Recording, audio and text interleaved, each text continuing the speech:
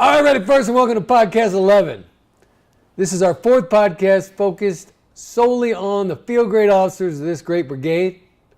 And today we're going to talk about maintenance, how to establish a maintenance culture, and how to establish maintenance programs that will enable combat power to be maintained and sustained for today's fight. So when we talk about maintenance culture, the first thing I look at when I walk into a motor pool is load plans, bumper numbers, and connexes. And within about 5 seconds, I can tell whether or not those leaders within the organization care about their equipment and are focused on the attention to detail required to maintain a large vehicle fleet. The next thing I look at when I talk maintenance culture is parts and statuses. Are we ordering the right parts? So not just O2s, but when I look at a 5988E, are there multiple parts on order that are required to bring it up to 1020? And are there accurate statuses that are going to allow the leaders to understand where they are in the requisition process and when they can expect for that vehicle to come up?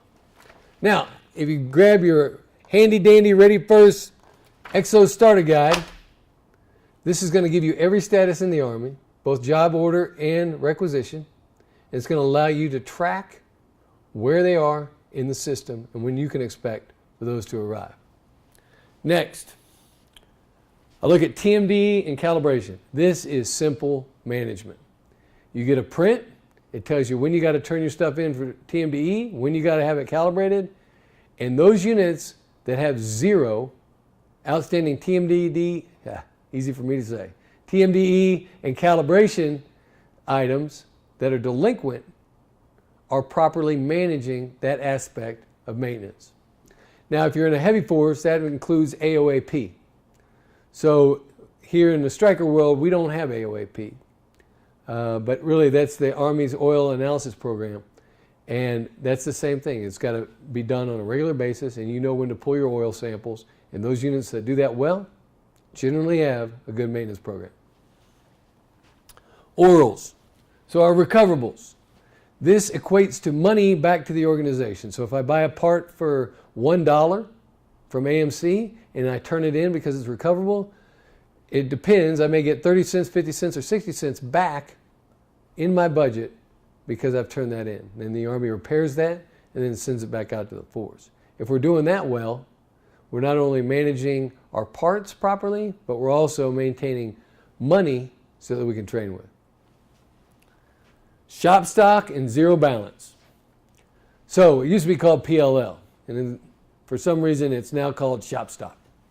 But the shop stock are those items that we maintain within our organization so that if a part breaks, then we can quickly fix it. Now, how is that list generated? It's generated by the demand of that fleet. So not every striker organization is going to have the same shop stock. Here in El Paso, Texas, what do we go through most? Tires. We go through a hell of a lot of tires. And so we're going to carry more than, let's say, Fort Lewis or Fort Carson. And that is reviewed every 6 months. We have a demand review of our shop stock, and then we can make adjustments based on that.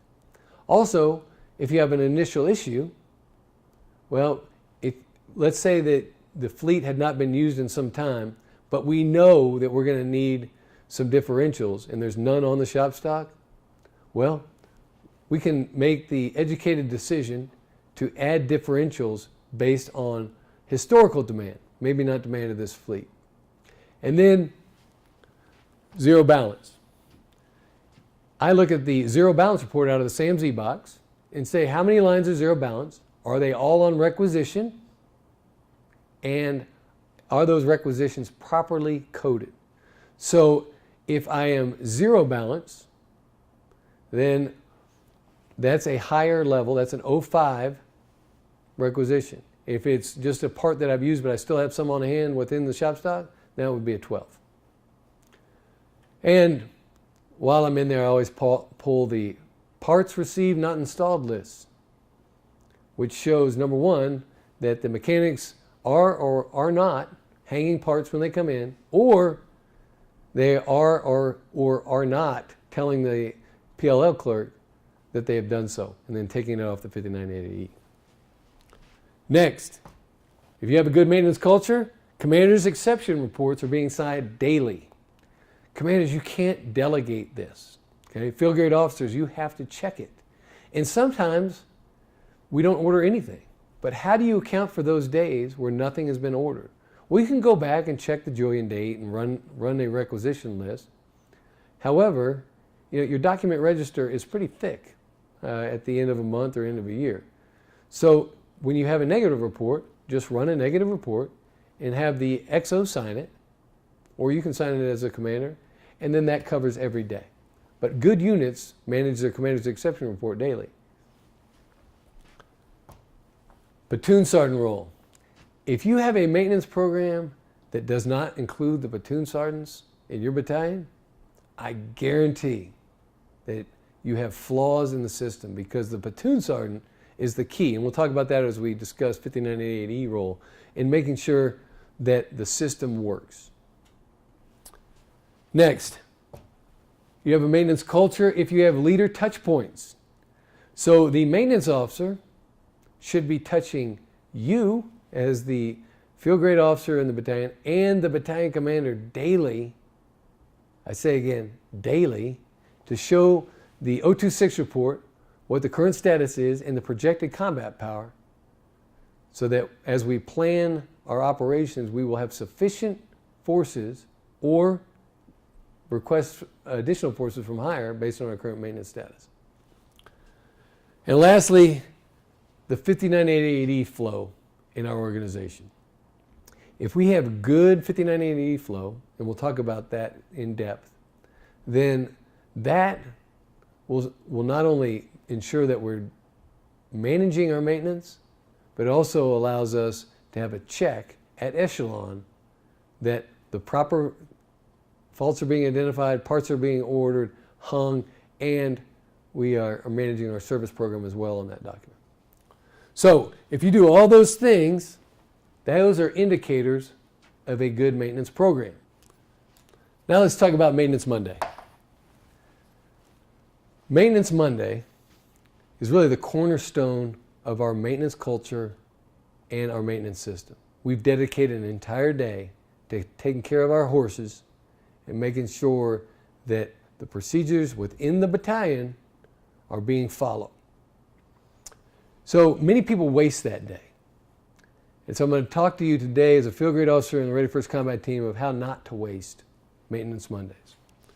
First, let's get it on the training schedule. Let's identify focus areas, include a leader professional development, and training objectives. Why do we put it on the training schedule? Well, number one, we show our subordinates that maintenance is important, that we're allocating time for it. And number two, because it's training. We have a leader development program associated with it, as well as we're training and certifying our leaders and soldiers on how to properly maintain their equipment.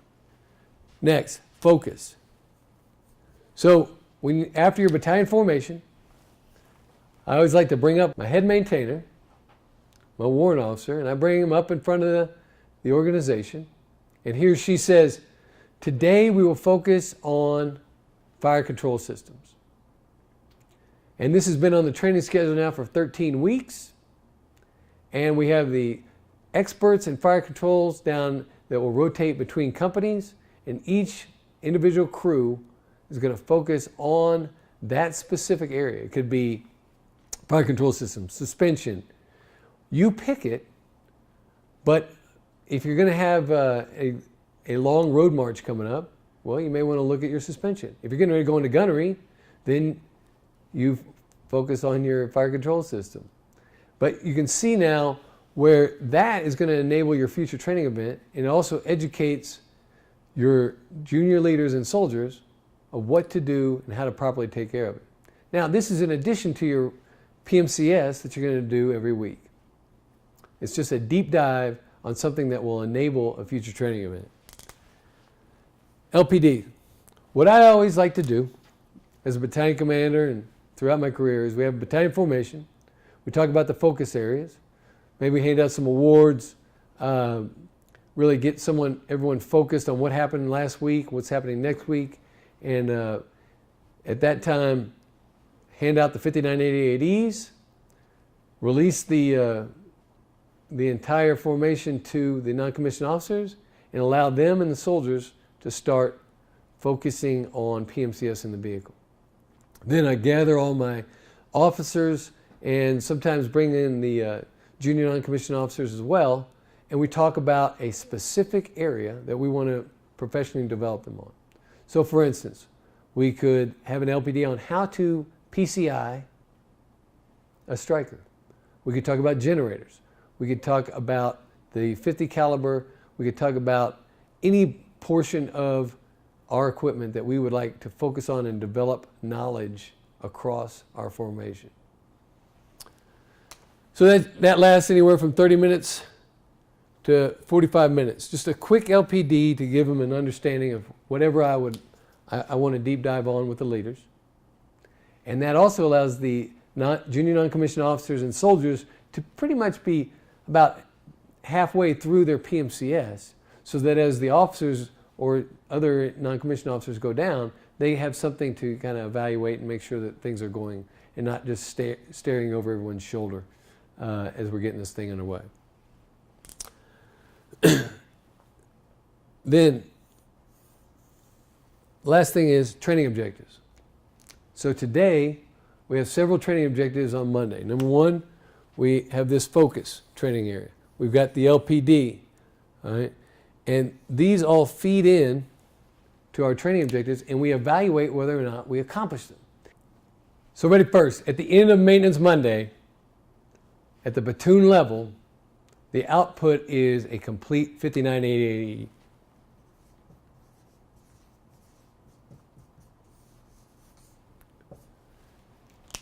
In our next podcast, 11.1, we're going to talk about how that 5980 flows, what's the role of the maintenance supervisor, the mechanic, and the PLL clerk. Then we're going to dive into services and the other commodity areas. I look forward to seeing you in 11.1. Ready first.